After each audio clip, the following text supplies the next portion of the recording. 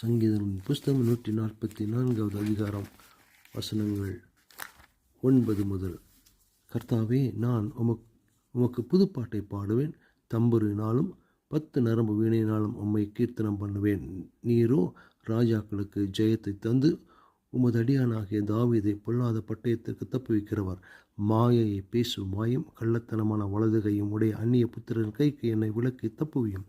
அப்பொழுது எங்கள் குமாரர் இளமையில் ஓங்கி வளருகிற விருட்ச கன்றுகளைப் போலவும் எங்கள் குமாரத்திகள் சித்திரம் தீர்த்த அரண்மனை மூளைக்கற்களைப் போலவும் இருப்பார்கள்.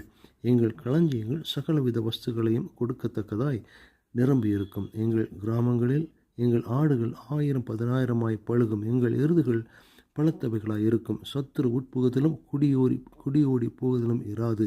எங்கள் வீதிகளில் கூக்குரலும் உண்டாகாது. இவ்விதமான சீரை பெற்ற ஜனம் பாக்கியமுள்ளது. கர்த்தரை தெய்வமாக கொண்டிருக்கிற ஜனம் பாக்கியமுள்ளது.